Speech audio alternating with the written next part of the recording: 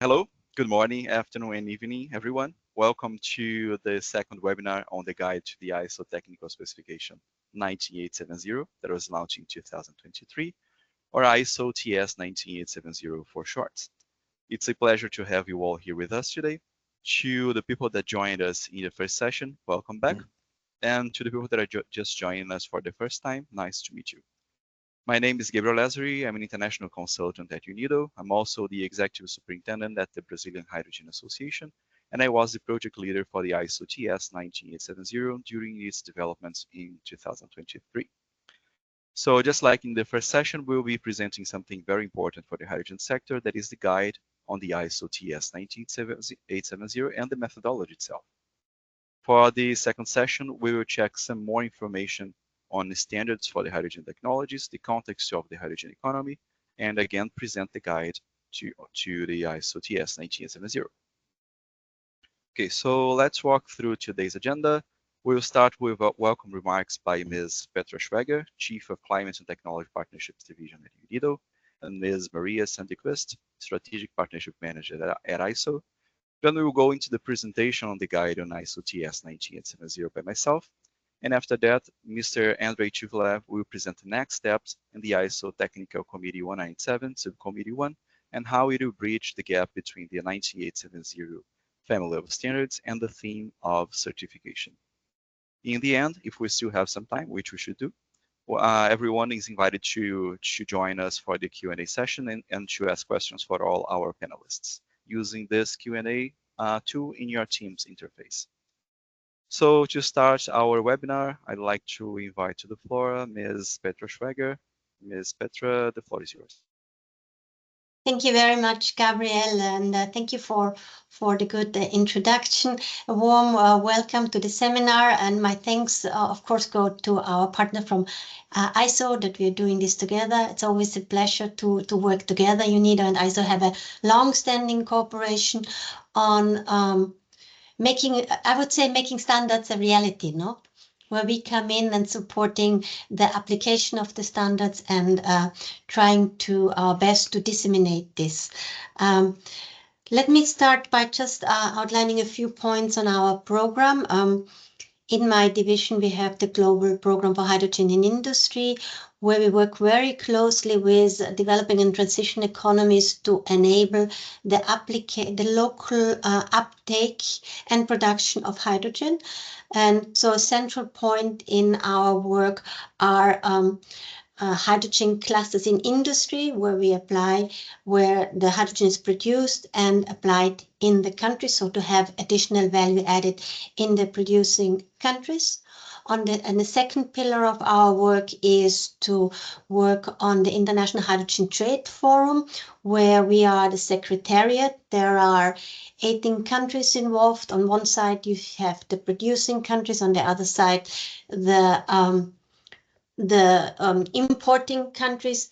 And here we also work very close with the Hydrogen Council to bring the voice of industry on the table and discuss how could such a trade of hydrogen be inclusive and not leaving any country behind.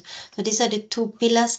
And as you can imagine, and for those of you, I assume most of you are working in hydrogen, in order to do trade, you need clear standards, you need clear methodologies, how you can outline what is in the hydrogen that I am buying, what is the traded hydrogen, what are the greenhouse gas emissions embedded in such a product. And this is important for the trade, but of course also at local level if you want to produce green products. At the moment, we're having a lot of discussions also on low carbon fertilizers, so ammonia being applied for fertilizer production.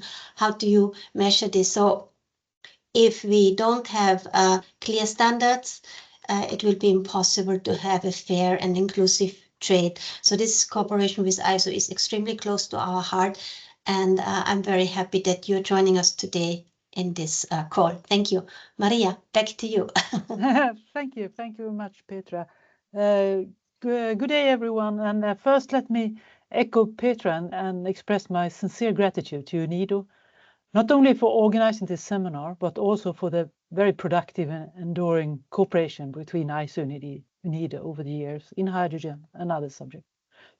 I believe this session will provide a valuable platform to raise awareness about ISO's work to define methodology for determining the GHG emissions of hydrogen technology, a milestone in advancing global hydrogen economy. Hydrogen is a cornerstone of the global energy transition.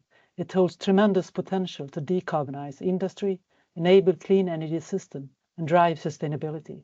However, realizing this potential requires robust international standards that provide clear, consistent guidance and ensure transparency across the value chain. ISO TS 19870/2023 is a critical step in this direction. This standard, launched at COP28, enhances transparency and comparability in the hydrogen market by offering a standardized methodology to assess greenhouse gas emissions across the value chain of hydrogen. By doing so, it supports informed decision-making, facilitates the harmonization of policy, and not at least, it strengthens cross-border trade. TS 19870 complements other ISO standards on environmental assessments and management, providing specific guidance on the assessment of GHG emissions associated with hydrogen production, transport, and derivatives. The significance of the TS extends beyond technicalities. It was the foundation for the Intergovernmental Declaration of Intent on Mutual Recognition of Certification Schemes for Hydrogen and Hydrogen Derivatives, signed by more than 30 ministerial officers during COP28. This declaration reflects a collective commitment to mutual recognition and collaboration in hydrogen certification schemes. Raising awareness about this standard is a critical step forward to accelerate its adoption, to make the TS more accessible and user-friendly. For that reason, ISO and UNIDO have collaborated to develop a comprehensive guide. This guide introduces the technical specification and highlights its practical application, ensuring that stakeholders across the hydrogen value chain can understand and implement its requirements effectively.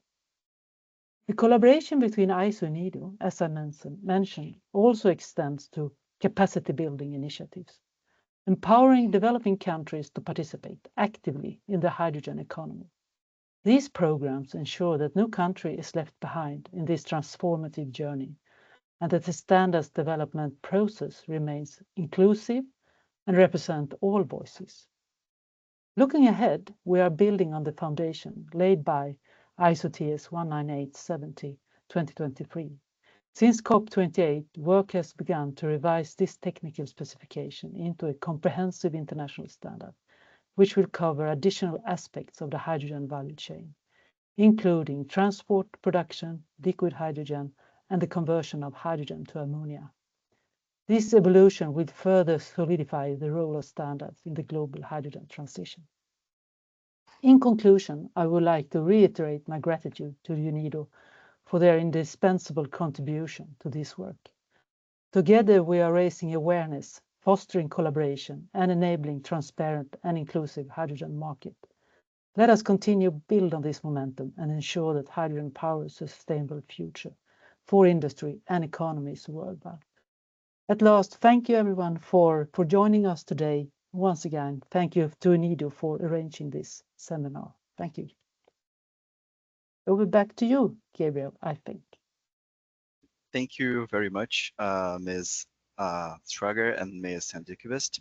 I am an advocate for the work that UNIDO and ISO have been doing. It is very important for the whole hydrogen economy, for the adoption of standards, and especially for developing transition economies as well. Well, let's go to the next step, that is the presentation of the guide itself. So this will be done by myself. And just before we begin, I'd like to give my sincere gratitude to the reviewers of this work. Those are Ms. Petra Schrager and Ms. Maria Sandikvist that are here with us today.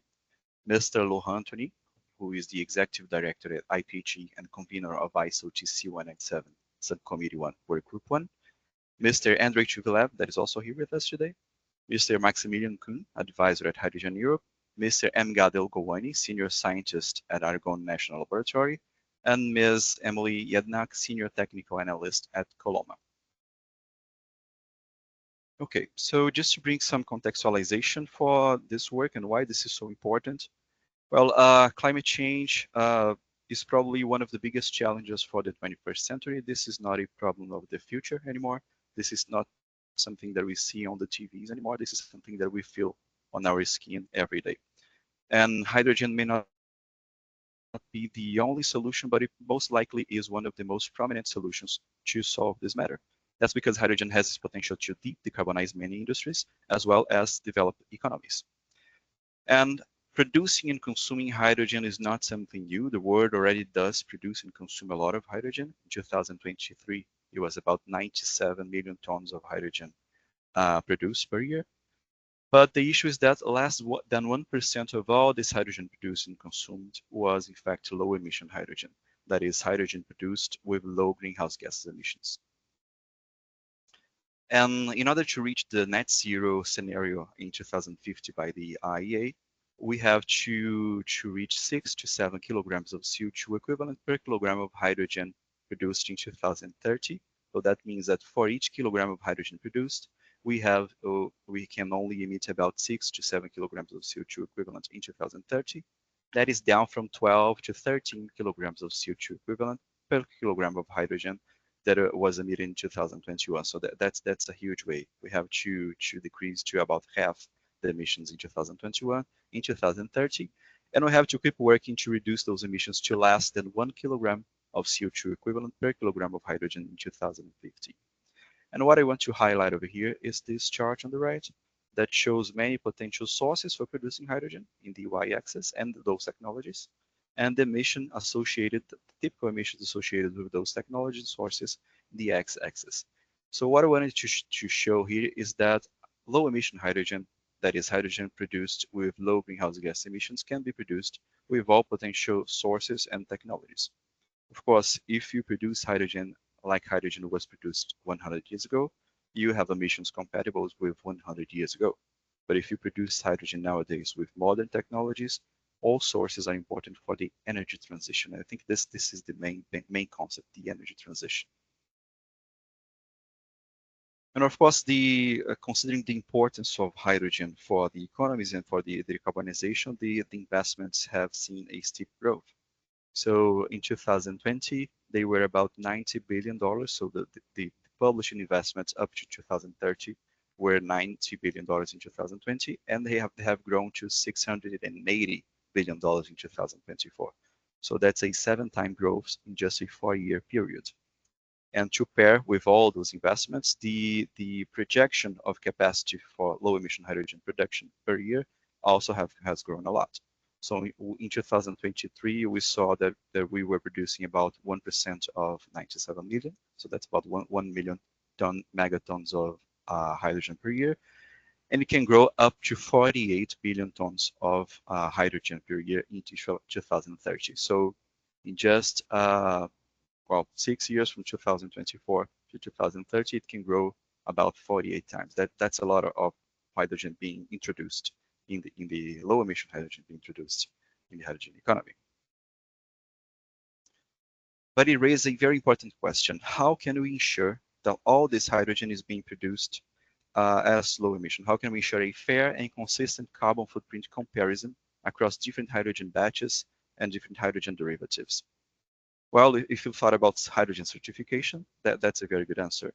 And hydrogen certification is so important that we have about 34 different hydrogen certification schemes nowadays.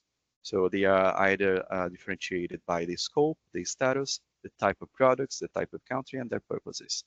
And with so many different hydrogen certification schemes, it's very common to think that finding harmonization between them all may be something difficult. So finding the mutual recognition of all those certification schemes is something that we should strive for. So this is the scenario that on the left over here is the scenario that we don't want to go in red, in which every hydrogen producer has to comply with different certification schemes or different requirements for each of their hydrogen or hydrogen derivatives consumer. And each hydrogen consumer chooses one of the certification schemes to ask for the hydrogen producers. So this market has a lot of barriers to trade.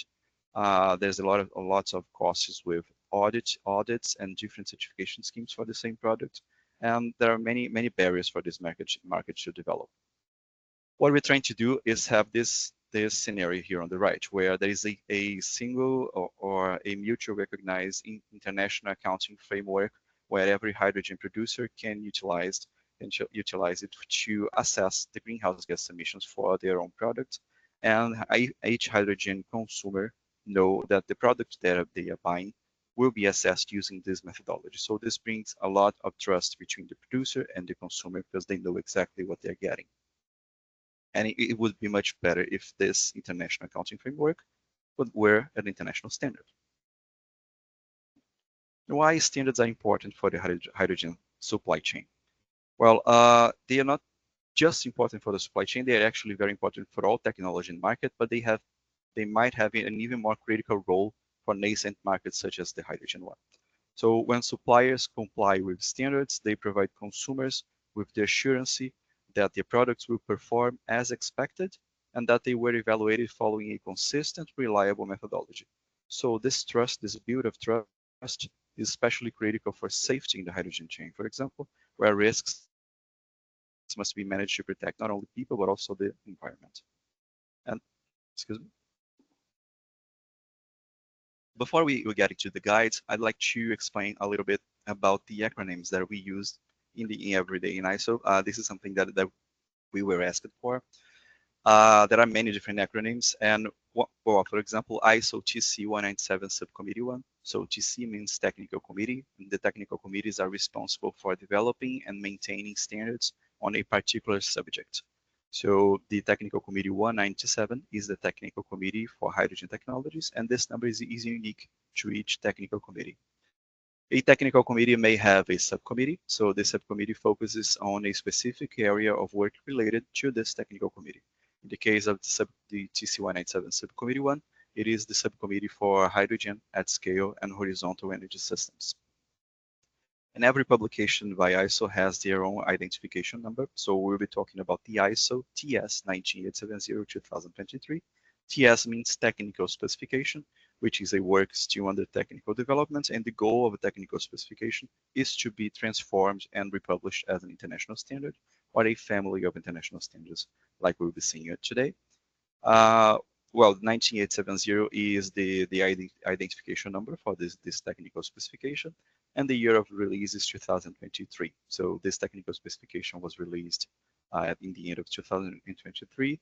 It is already one year old, something years old. Okay, so why the TS 19870 is so important? This is a unified, internationally recognized framework for quantifying the greenhouse gas emissions in the hydrogen supply chain up to the consumption gains. So we will see about the system boundaries in a bit. And it fosters the international hydrogen trade and development by providing regulatory certainty. It brings policy signals, and it brings market growth and transparency. This document it has a technology agnostic approach, meaning that it focuses on quantifying greenhouse gas emissions across the diverse pathways for producing, converting, conditioning, and transporting hydrogen. And it represents the first step towards establishing a family of ISO standards for assessing the carbon footprint in the hydrogen supply chain. What about the guide?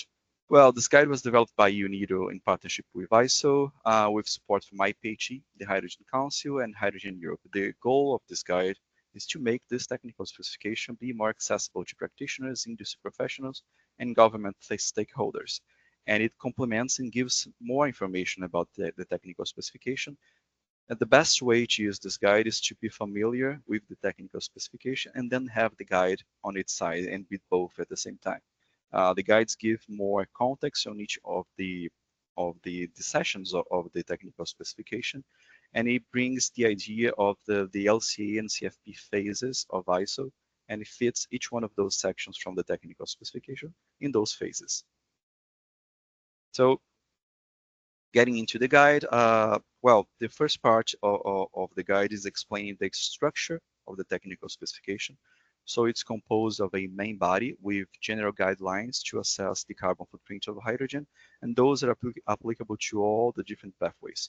So those general guidelines are normative, in opposed to the annexes that are informative.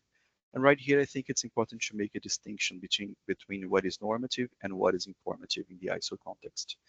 So informative are supplementary information that are given to the reader, but they not need to be followed to be compliant with a given technical specification or standard.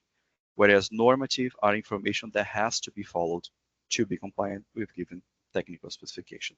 So in the case of the TS 19870, the main body is normative and the annexes are informative.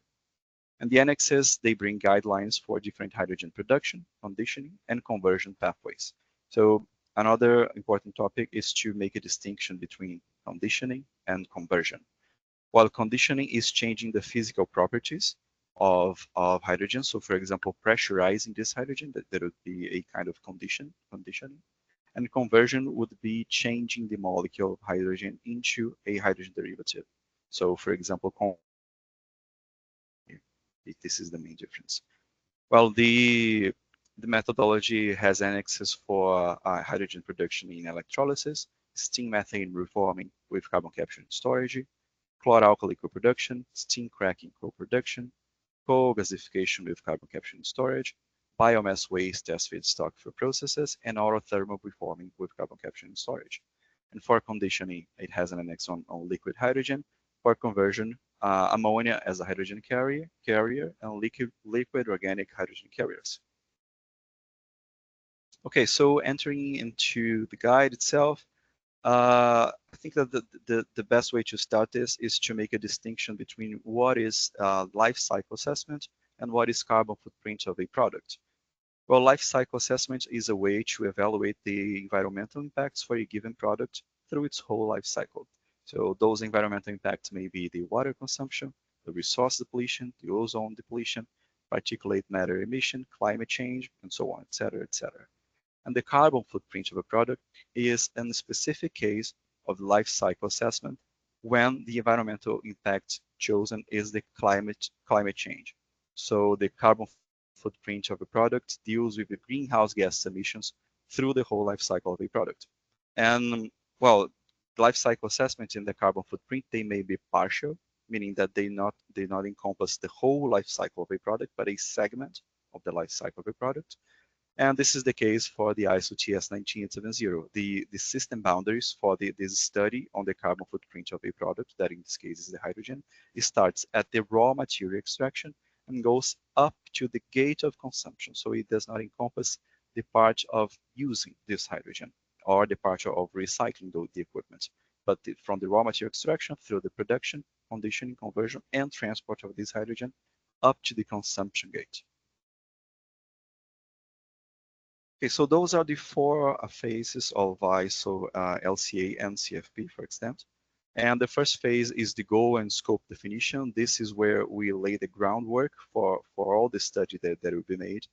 The second one is the inventory analysis. So this is when we assess what is entering into our system boundaries and what is leaving. And then we can see what are the environmental burdens that all those processes and products are bringing to our process of producing or conditioning conversion hydrogen. The third phase is where we calculate the impact for this product. In our case, this is the hydrogen product. Since this is a CFP study, the impact will be the kilograms of CO2 equivalent per kilogram of hydrogen. The impact will be the climate change. And the fourth phase is the interpretation, where we check for the results. And this is important because based on the interpretation, we may be able to tweak a little bit our goals and scope definition, and then redo the work to be more consistent with our analysis. So going into one of those phases, the first one is the goal and scope definition, and the methodology gives some very good guidelines for, well, the environmental impact type, the system boundary, the cutoff criteria, and the possible approaches for dealing with the hydrogen. So for the environmental impact type, since this is a CFP study, we will look into the climate change. And we'll be using the global warming potential 100 expressed in kilograms of CO2 equivalent for those three different greenhouse gases, CO2, CH4, and N2O. It is also possible to use other greenhouse gases, but not for the emissions in the hydrogen, but for CAPEX emissions, the emissions for products that are used to produce hydrogen. Now I'll be explaining what are CAPEX emissions in a little bit.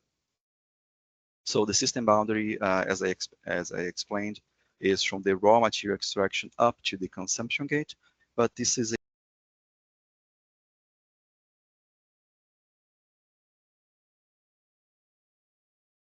supply chain.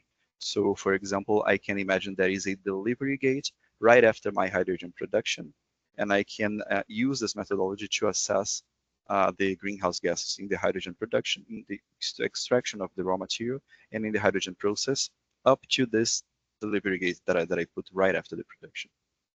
For the cutoff criteria, well, this is the criteria in which we may be able to eliminate some of the processes that may be immaterial. That means that they may be negligent to the final result, but all efforts shall be made to include all processes and flows, and they should only be removed if they can be proved.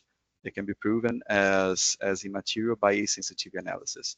In any case, this exclusion shall be justified and shall be documented.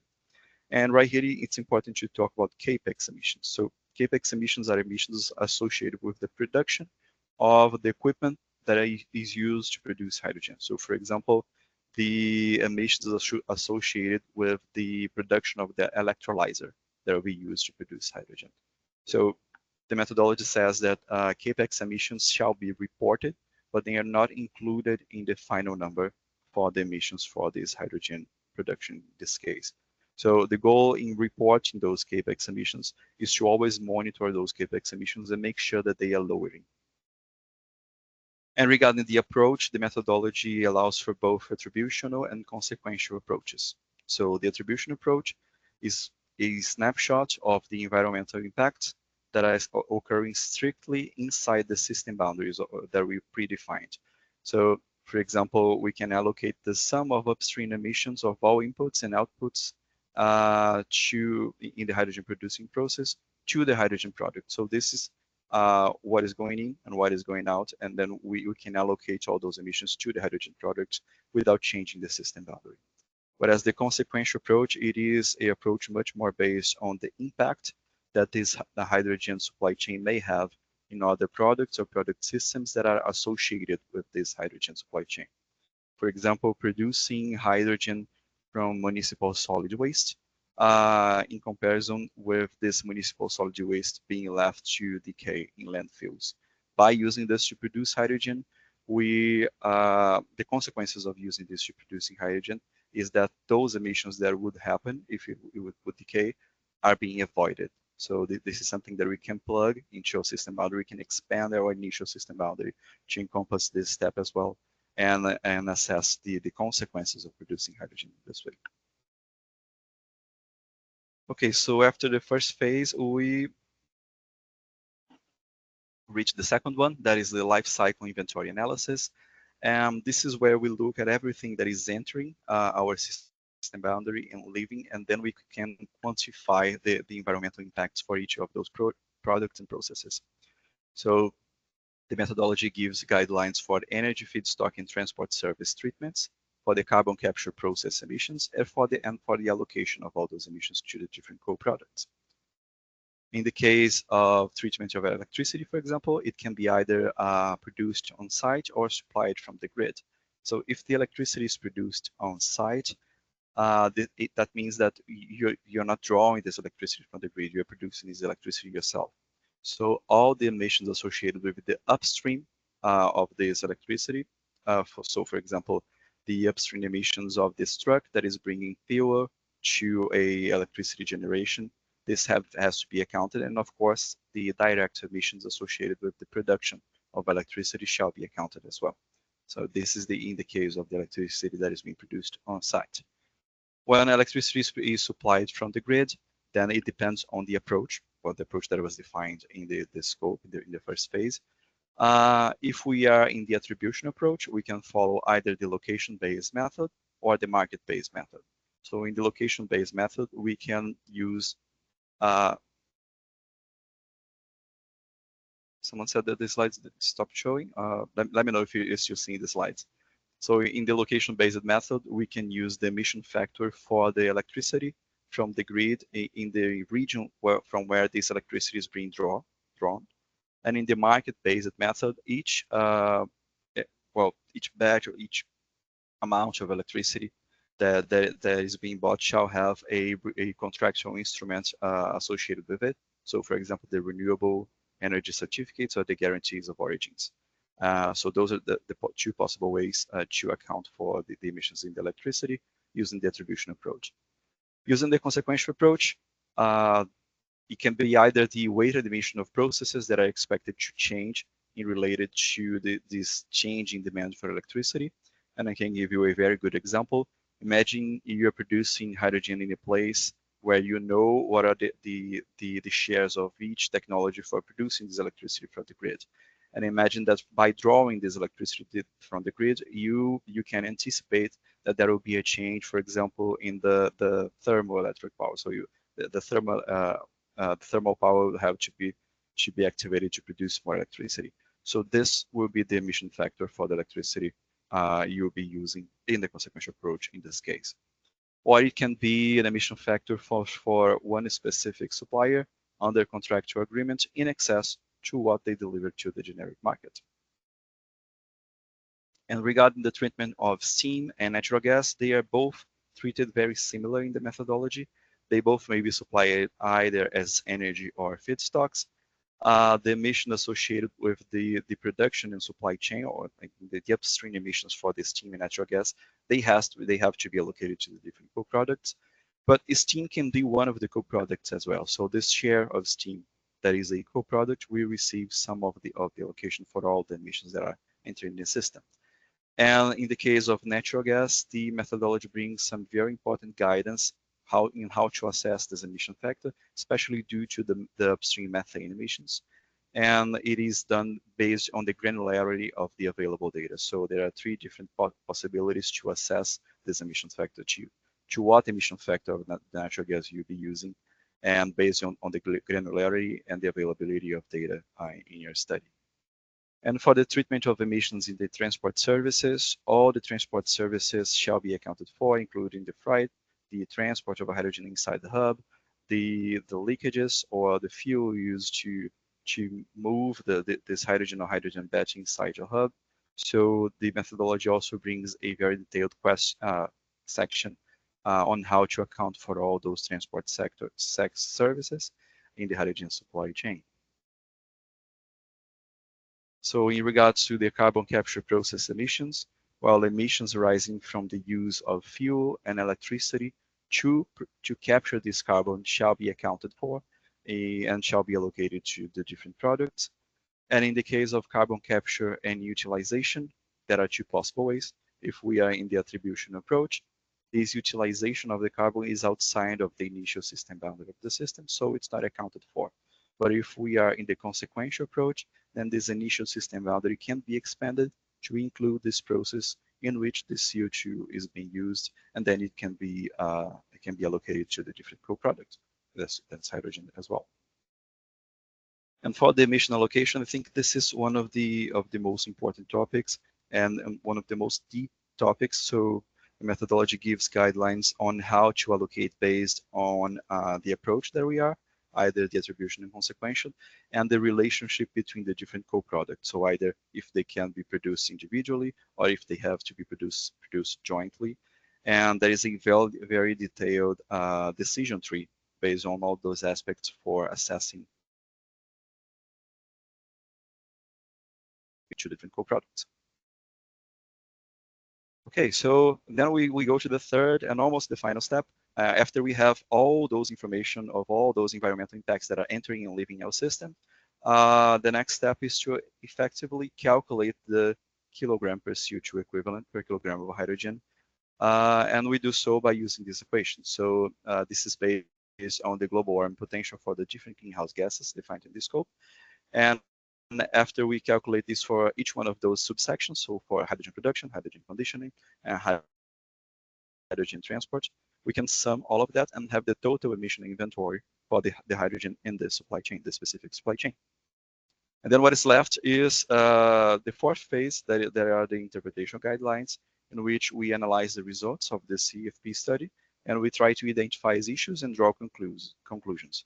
And based on those results, the goals and scopes and definition may be tweaked, and then the study may have to be redone based on those findings to make it more consistent with the goal of the CFP study. And well, after that, the ISO TS 19870 recommends the preparation of a life cycle assessment report, which is a document to report the findings, approaches, methodologies, data quality criteria, assumptions, and limitations, among others, for the CFP study that has been done.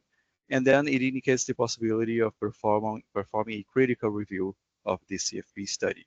And this critical review is generally done by independent experts to ensure that the findings of the CFP study are transparent, technically accurate, and consistent with the ISO standards. And I think this is my next slide. I hope it wasn't very long. And with that, I'd like to invite Mr. Andrei Chuvlev to give his presentation on the next steps for the development of the 19870 family in the TC197 Subcommittee 1. Andrei, please have the floor. Yes, it will be my pleasure. All right. I hope you can see my screen.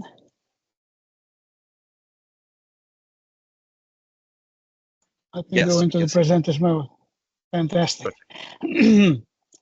So thank you very much, everyone, and Gabriel for excellent presentation of the guide. But that reflects the status quo of what we published in November 2023. So the reasonable question is, what's next? So it's my pleasure as the chair of the Subcommittee 1, Hydrogen Scale Horizontal Energy Systems, to give you this outlook on the current project and on the future projects in the sustainability items. So I'll be highlighting two things, as you can see on screen. Specific work that has been going on for the past year after we published the TS, and it's the first standard of the series related to hydrogen production. And then we get to the expansion of the methodology series and also bridge to certification series as well, which was mentioned. So, oops, sorry. Oops, jumpy. So the slide you see there is a summary slide, which takes us to the period after we published the ISO TS. Sorry. So you can see it followed the proposal from France and Brazil, and that was the intent that we will proceed in this fashion after the publication of the TS, and the technical committee approved the scope of the expansion series. As Gabriel mentioned, the TS laid the foundation to give the world and the global markets the initial comprehensive document. As Gabriel also mentioned, very important is that the TS focused on the outlining the basic principles and what lays the foundation for the normative part, as he very well explained. But considering uncertainty, we were dealing at the time and specific with, for example, hydrogen production pathways, we made a decision to make them all informative, just to make sure that the users of the TS have a paced approach in embracing the fundamental requirements and then applying them into the specific production pathways. You obviously get the gist of interesting differences and nuances related to attributional and the application of consequential approach. This certainly required a much deeper look into that when we move from the technical specification to the international standard domain. So essentially what we have decided to do, and we are implementing that, we are replacing the TS with 4 international standards that you can see on screen. So we're using these simplified titles just to make sure they fit on one page. So -1 document focus on production pathways, and -2, -3, and -4, they have a focus to the conversion condition and essentially what we in aggregate call derivatives, but different options to move hydrogen, whether in the form of liquid, whether it's the ammonia, or whether it's liquid organic hydrogen carrier. So the next 4 slides, I would like to give you insights in why it was important to go to the next level of discussion. So Gabriel had on one of his slides the list of the list of annexes, but there's a significant change or other significant additions which are not part of the informative annexes of the technical specification. So you can see the number of annexes on your screen. Each of them, of course, are important, and each of them has its own purpose. So there are some generic annexes there that you can see on screen, and some technology or hydrogen production pathway specific. So hydrogen purity is the one which sets certain threshold where hydrogen is considered to be as a hydrogen, or where a more analysis is needed depending on the actual hydrogen concentration supplied by contractual obligations. Annex B is another very essential addition. You can see it's specifically related to consequential approach, an example for hydrogen production. So that certainly deserved a more detailed look, and that was prepared. Another one related to feedstock. Again, it was mentioned during Gabriel's presentation that certain materials can be presented, can be considered as input both from the feedstock or energy perspective.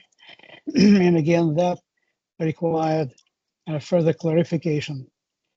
And then you can see the listing of different technologies, to which, in addition to what was already addressed at the TS, some additional topics were included. For example, methane pyrolysis and geologic hydrogen production.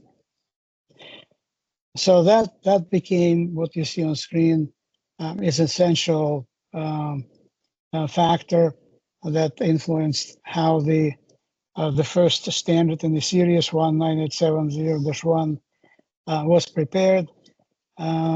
It's important to highlight that in the international standard version, all annexes, either in full or in part, have the normative elements. Specifically, anything related to attributional approach is normative, and partially items related to consequential are maybe normative or informative.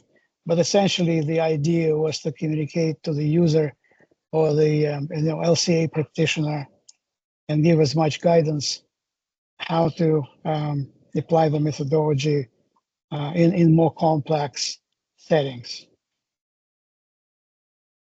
Now, moving on to 3 different options of hydrogen conversion conditioning and transport into the derivatives, just to highlight, as some users may not be particularly familiar with specific properties, but that explains why we're looking in these 3 options in a separate way in 3 different standards. There was a lot of similarities, but there are, of course, nuances in that. So one of the options reflects the moving as liquid hydrogen in this specific way.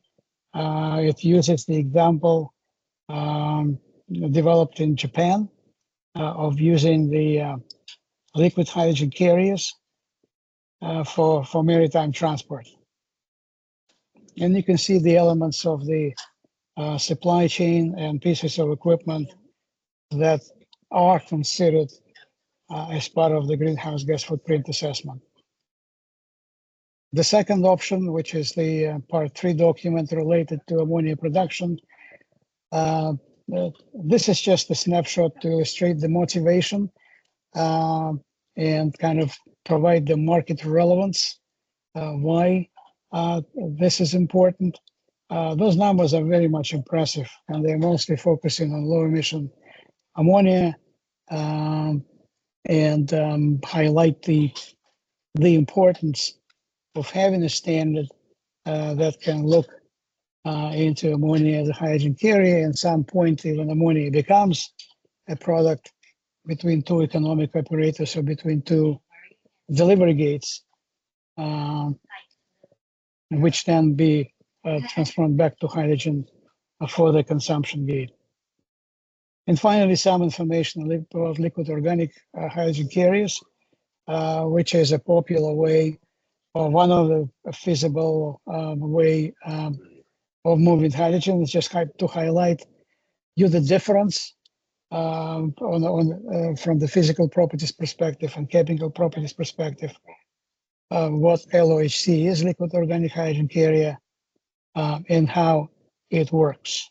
So obviously you will have the slides and can look at them at a later day. So this is the overall schematic. You've seen that slide before, kind of combining these things together. And we are developing this landscape you can see in sequence. So the first one is production, as we just discussed. The second one related to liquid hydrogen. The third one highlighting it related to ammonia. And the fourth one is related to LOHC. So now some details, which I hope will be very impressive to you and highlight the magnitude and enormity of the task that we had in front of us with the ambitions. You can see the timelines, but also the text in blue and the number of comments that the working group and really heroic efforts of the convener Laurent Antony and project leader Gabriel to go through that and lead the working group through the resolution of very complex issues. And you can see when we get to the October last year, there are over 600 comments were reviewed and addressed. And we're quite proud to report that the DIS Draft International Standard as planned was submitted before the New Year's. And now it's we'll be going through the so-called Vienna Agreement with CEN. We get into the DIS bulletin. So the next timeline to complete the work, once we do the DS complete, we'll have a meeting and we plan the publication of the part 1 in October 2025. But what's important, as you can see, the last bullet, that we're planning already the right after the publication, the meeting of the working group to kick off the revision. So considering the international critical importance of the document, we'll keep this working group on permanent to oversee the maintenance of the document and making sure that the core of the approach and core conditions that Gabriel presented in TS, which is still very much valid, it is maintained and continually improved.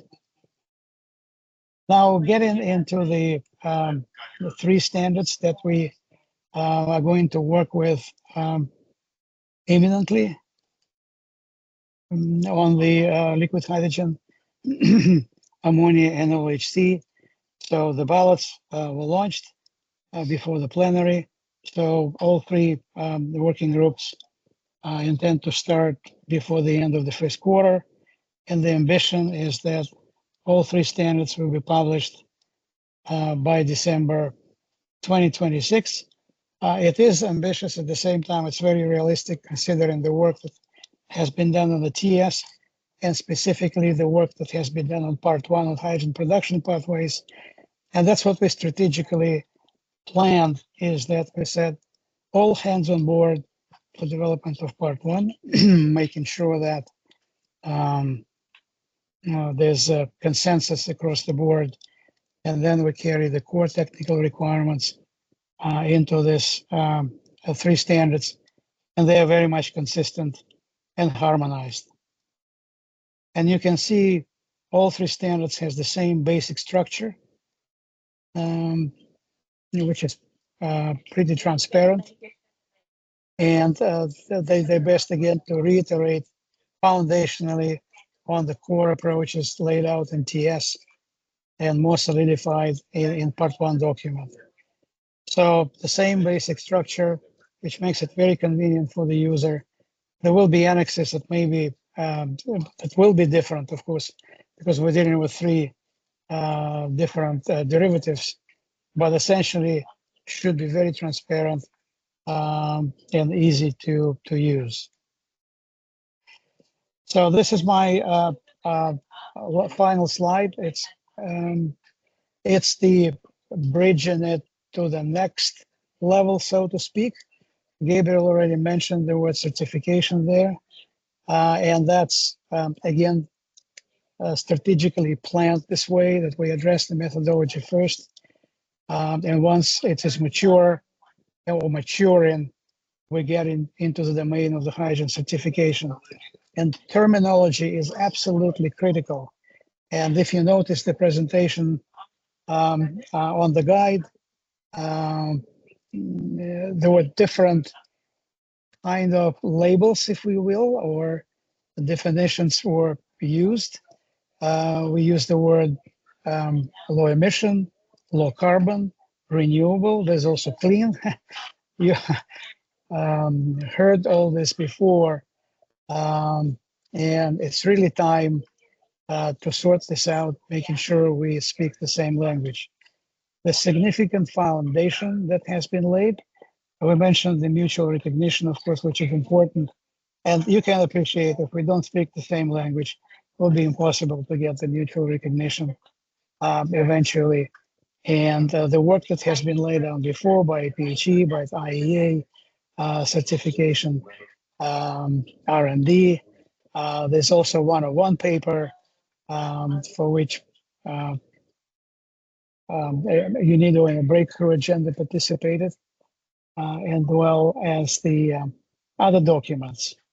So the idea is that we bring all this experience already to date and convert it into the TS. So we took the resolution for it, and we plan to start the ballot imminently, essentially next week, and to kick off this work within this year to complete it by the end of also 2026. This will be technical specification to start with. Depending how successful we are, this will drive the final timeline. So this will be the first standard of the new series 19871 related to certification, and then the further expansion will include the key elements that are associated with the certification schemes and the process. So this concludes my presentation. Thank you very much. Thank you very much, Andrei, for your excellent presentation. I think it was so good that we do have many questions now. Unfortunately, we don't have much time to answer them all. I'll pick just some of them. Maybe we can answer the other ones through email or through other means. Andrei, we had a question about the ammonia project, the ammonia projects. You mentioned more than 400 projects. Maria Jose Riquelme asked, how can we follow developments of those projects? Well, That's kind of independent, you appreciate, from the ISO work, of course. But there's Ammonia Energy Association. By the way, thank you for the question. I'm personally, as committee chair, extremely pleased that we have established very productive relationship with Ammonia Energy Association. And by the way, Trevor Brown, who is executive director of the Ammonia Energy Association, will be the convener, is appointed the convener of the working group to develop ammonia standard together with hydrogen experts. So this is absolutely fundamental to make sure we not only make the technical content right, we make sure we harmonize from the start and on the same page between the hydrogen community and ammonia community.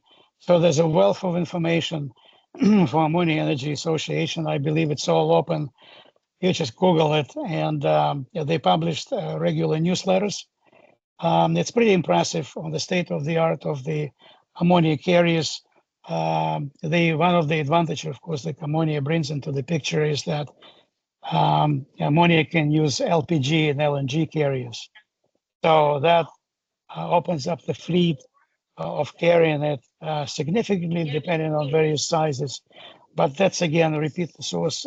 Please go to Ammonia Energy Association, and you'll find lots of very useful low emission information on low emission projects. Thank you very much, Andrei. We also had a question from, and I apologize if I'm not pronouncing correctly, Hassan Abu Galma. And he asked, how are the electrolyzer technologies, and he means the PEM, alkaline, and the others, considered in the LCA and ISO certification? And I think he means the technical specification. And similarly to the energy source used, how pressure metals are considered in electrolyzers? And I think that I can start answering this question. Well, independently of what technology for electrolyzers is being used, they all fall in the same annexes for water electrolysis. This is the same system boundary where the electrolyzer is one of the components for the system boundary. So you have to assess what's entering the system boundary and what's leaving the system boundary. So what technology the electrolyzer uses does not matter much for how you apply the methodology, but it will matter when you get into the numbers. And the second part is what about the critical minerals for the electrolyzers? Well, since the methodology is a CFP study, it accounts for the climate change environmental impact factors. So it accounts for the greenhouse gas emissions. And the greenhouse gas emissions associated with the extraction of all those minerals are to be included in the CAPEX emissions of those electrolyzers. But the environmental impact of the critical minerals, they fall outside of the scope of this methodology, because this is a CFP study. I don't know if you want to complement something, Andrei. No, I think you answered it perfectly. Nothing to add. Thank you. Thank you very much. And well, I think we are over the time, but we still have one more question from Truong New Tung. Since the ISO standard for hydrogen production is still being developed, how can the production of hydrogen be certified in the meantime? Well, as I showed in one of the slides, we do have many different certification schemes. They started before the ISO standard the ISO technical specification was published. It was published in 2023, and the goal of it is to serve as a unifier for the mutual recognition of the whole different certification schemes. But I can talk about a good experience in Brazil. This is where I'm from, and Brazil is developing its own national certification schemes that will be based in this technical specification and family of ISO standards. So I think we are in the transition period where this technical specification will work as a benchmark for all the different certification schemes. I don't know if you want to comment. Just to add to it, nuance. When we talk about certification, I think we need to understand that there are two components of it. What Gabriel mentioned, and essentially what we talked about, is the certification from the climate impact perspective, or broadly when we expand to sustainability perspective. Essentially, we are not certifying hydrogen, right? Because it's kind of the same molecule independent on the way it is being produced. We're certifying the impact on climate. But there's another element, which is the hardware. and the certification of electrolysis, as you know, from the conformity assessment point of view. All of them are conformity assessment. It's just in one way you certify the equipment, which is very, very important. Also developed by ISO TC 197 for electrolysis, for example, ISO 22734, and the whole experience of the past 30 years to certify the equipment for so-called explosive atmospheres. And there's a sustainability element. Ideally, they will go hand in hand in that, but just keep this in mind, so that there's an extremely mature area on conformity assessment of equipment for hydrogen production, including electrolysis, that can be used based on ISO standards. And there's this new area we're developing related to certification of hydrogen product from the climate impact perspective. Well, thank you very much, Andrei. Unfortunately, we are out of time, so we have to finish our webinar over here. I'd like to thank very much for all the participants over here. We had almost 100 people with us today until the end of the webinar. That's a very good number. And I also would like to thank our speakers over here with us today. It was a big pleasure to be here with you all. And let's continue with this partnership with the UNIDO and ISO that is so important to develop the hydrogen economy. It's so important to onboard a diverse range of stakeholders and to have those all different aspects for these new emerging technologies. Thank you to everyone, and I think that we can stop over here. Ciao. Thank you very much. Thank you. Thank Bye. you. It's been a Thank pleasure. you. Thank you.